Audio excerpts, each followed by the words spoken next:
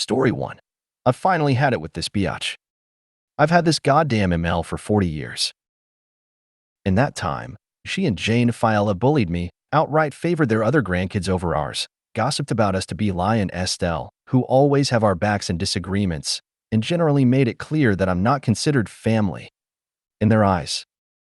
I've been able to handle most of that by staying very, very low contact, which was easy enough since we've always lived at least an hour away from them.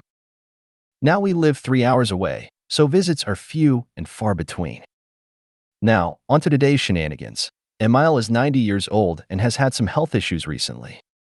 FL, who's also 90 and has dementia, has always been useless with anything domestic. So we drove 3 hours this morning to visit ML in the hospital, picking up a file on the way.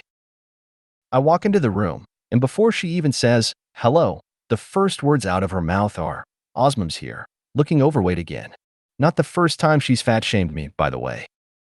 I had weight loss surgery 2 years ago and am now slimmer than I've ever been. Honestly, I'm proud of how I handled it. I turned right around, walked out of that room, and didn't go back.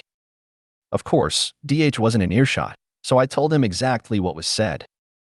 He went off on her, and FL tried to spin it, claiming she was just asking about my weight loss.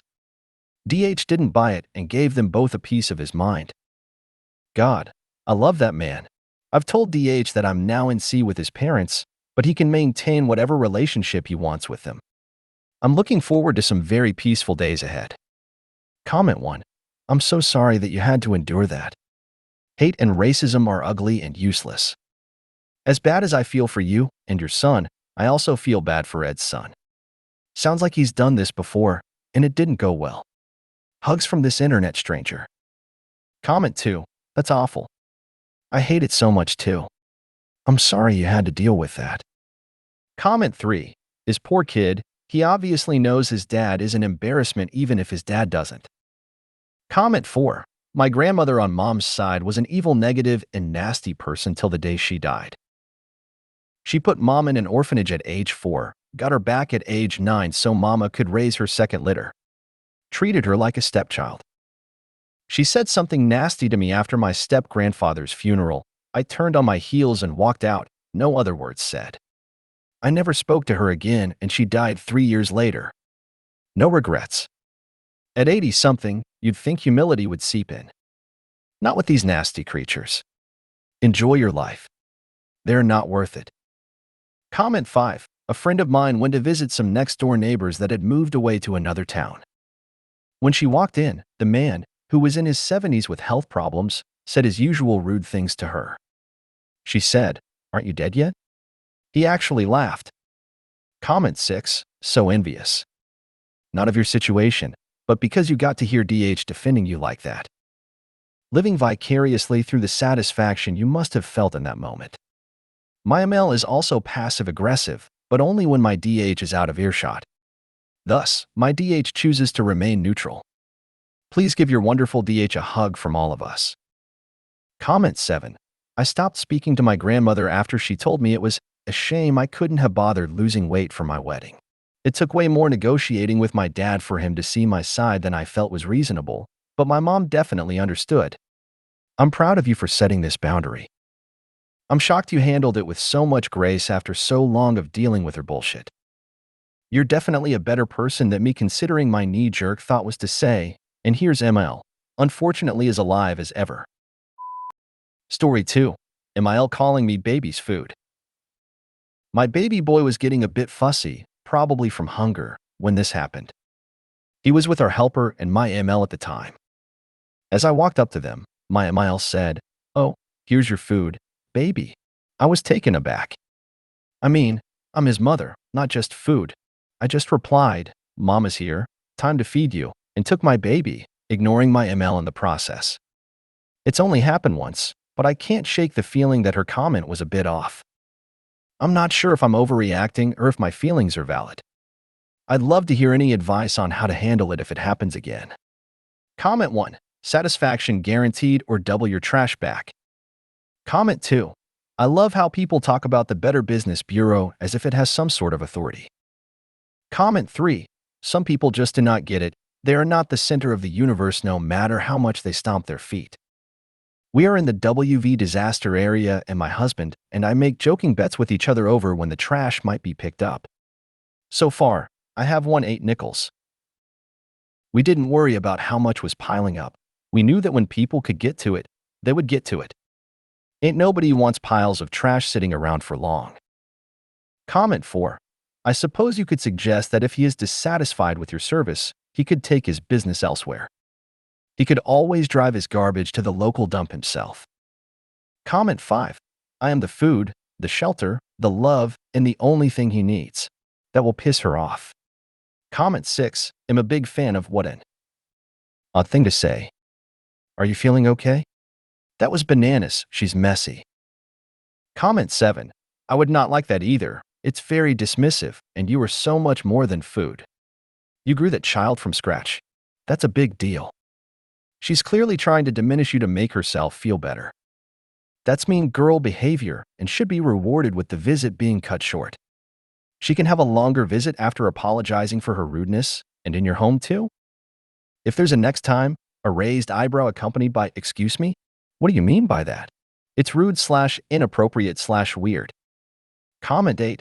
If she tries it again, just say, I'm his mother, and that's what you will call me. Story 3. ML wants to watch baby 1 to 2 times a week. Hey everyone. If you check out my post history, you'll see a lot of issues I've had with my ML since having my 9-month-old. To sum it up, she's been a bit of a baby hog, constantly trying to take over, refusing to pass me the baby when they're crying, and pushing boundaries at every turn.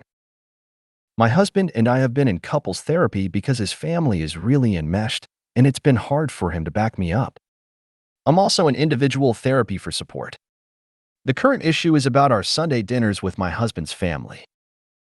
We usually see them about 3 Sundays a month, and I mentioned in therapy that when I go back to work, it would be too much, and I'd prefer we cut it down to 2 Sundays a month. Everyone agreed, but then my husband suggested a hybrid model. His parents could come for dinner once during the week. But the timing's tricky since he gets home around 6:30 to 7:30 p.m., and I'm home with the baby at 5 p.m., and the baby goes to bed between 7 to 8 p.m. So I'm not sure how that would work.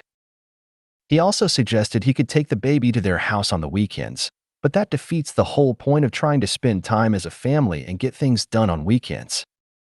My concern is that their desire to see the baby once a week is going to get in the way of our limited free time, especially once I'm back at work.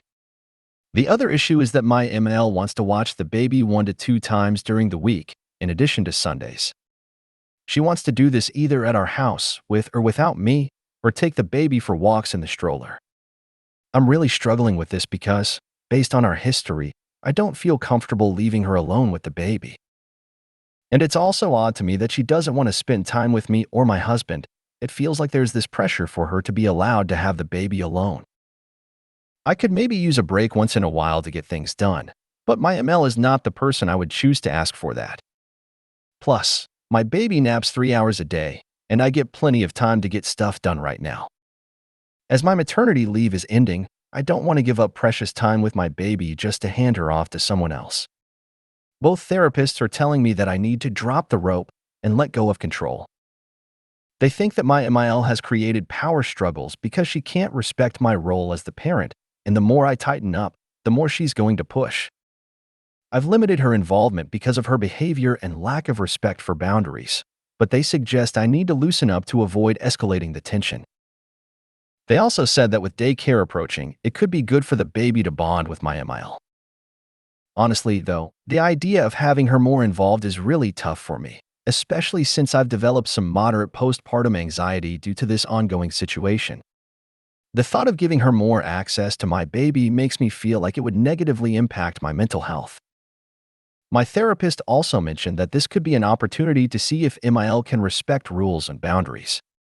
If she can't, then it'll help explain why we can't allow her to be more involved. I'm just not sure how to handle this. Any advice on how I can approach this situation without losing my mind? Comment 1. Did you ask him to pay you back for their share? If not, he may have assumed it was your treat. I would assume that, if I was in his shoes. Comment 2. It's a pretty fair assumption that you would foot the bill for your husband's birthday. I would have asked if you wanted some money, but it's not bonkers that he let you pay. It's not really clear if you told them you expected the bill to be split either. Honestly, I would just eat the cost this time, and next time in the planning stage, just say, is everyone happy with Marcos? It's about $30 a plate there, so if that suits everyone's budget, let me know, and I'll book it. Check that Marcos does split bills too. Comment 3. My SL and BIL did that to us once. Only once.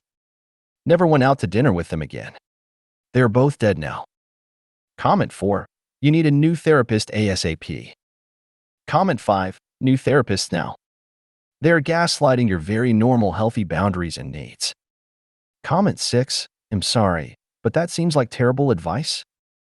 You don't ease a high-pressure situation by giving in. Because now that person knows that if they do apply pressure, they get their way, so why would they back off now? There's no reason MIL needs to be alone with baby. There's no reasons they need to see baby once a week. There's no reason MIL needs to bond one-on-one with your baby. Comment 7. My therapist said I could use this as an opportunity to see if she can respect rules/boundaries and behave appropriately, and if she doesn't, then we can say, okay, this is why we can't allow you to be more involved. You already know the answer to this. MIL hasn't, and she won't in future. Drop the rope, in that you don't have contact with her. She pushes and falls into thin air because she gets nothing from you. Half your Sundays is more than enough. Is your husband married to you or to MIL? He needs to get his loyalty straight. If you made it to the end of the video, thanks for watching. Don't forget to like, subscribe, and share, and we will see you in the next video.